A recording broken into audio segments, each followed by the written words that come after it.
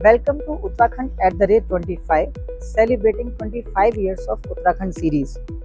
हम लोग इस बात की चर्चा करने निकले हैं कि पिछले 25 वर्षों की विकास यात्रा में हमारे नए राज्य ने कौन कौन से क्षेत्रों में महत्वपूर्ण उपलब्धियों को हासिल किया है। तो इसी श्रृंखला में आज हम लोग इस बात पे चर्चा करेंगे कि खास तौर से शिक्षा और ज्ञान के क्षेत्र में हमारे राज्य ने कौन कौन सी महत्वपूर्ण उपलब्धियों को इन 25 सालों में हासिल किया है। देवभूमि, जहाँ गंगा और यमुना का उद्गम होता है, जहाँ की हर घाटी में प्रकृति का सौंदर्य और तप की शक्ति बसती है, यही भूमि है उत्तराखंड। और आज जब यह राज्य अपनी 25वीं वर्षगांठ मना रहा है, तो यह केवल आस्था की भूमि नहीं, बल्कि ज्ञान भूमि के रूप में अपनी पहचान बना चुका है। सन 2000 में राज्य गठन के समय उत्तराखंड की जो सबसे बड़ी चुनौती थी, वो थी शिक्षा की पहुंच और गुणवत्ता।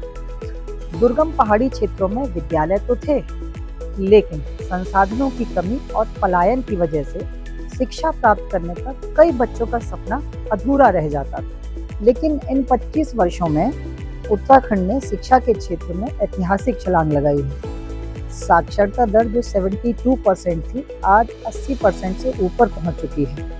हर जिले में स्कूलों और कॉलेजों की पहुंच बढ़ी है और डिजिटल शिक्षा के माध्यम से ज्ञान की रोशनी पहाड़ के गांवों तक पहुंची है। निश्चय ही यह गर्व की बात है कि आज हमारा राज्य भारत के सर्वाधिक शिक्षित राज्यों में से एक है। बात अगर उच्च शिक्षा की जाए तो इस क्षेत्र में भी हमारे राज्य ने राष्ट्रीय स्तर पर अपनी पहचान मजबूत की है। बात चाहे IIT रुड़की की हो या IIM काशीपुर।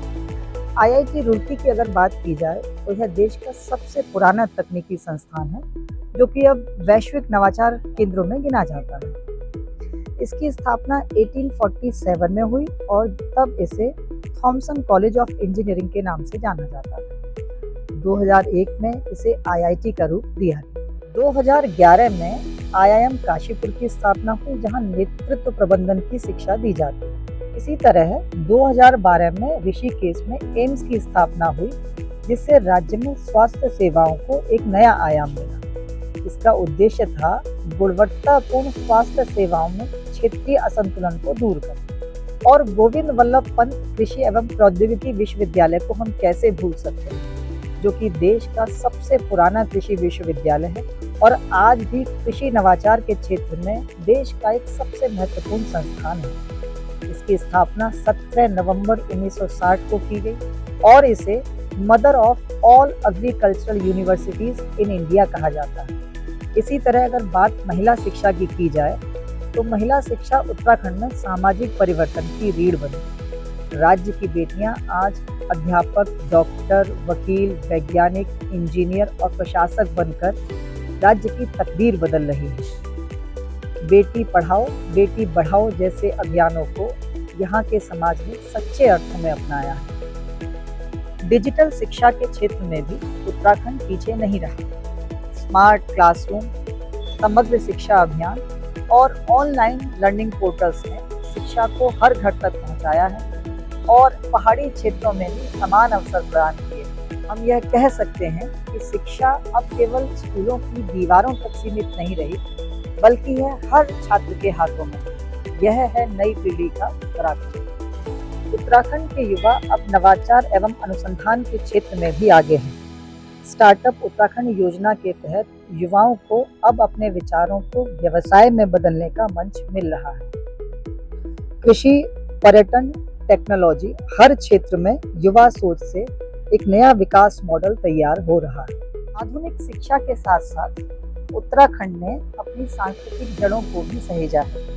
संस्कृत विद्यालय, योग केंद्र और आयुर्वेदिक संस्थान प्राचीन भारतीय ज्ञान परंपरा को आधुनिक पीढ़ी से जोड़ रहे हैं और यही संतुलन उत्तराखंड की असली पहचान है।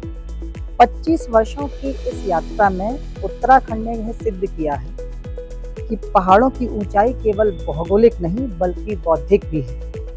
यहाँ के बच्चे और युवा भविष्य के भारत की दिशा तय करने की क्षमता रखते हैं। उत्तराखंड, जहाँ शिक्षा है संस्कारों का संगम और ज्ञान है विकास की शक्ति, यही है हमारी देवभूमि, यही है ज्ञान भूमि Uttarakhand. I hope Shiva IAS academy द्वारा चलाई जा रही यह सीरीज आप सभी को पसंद आ रही होगी।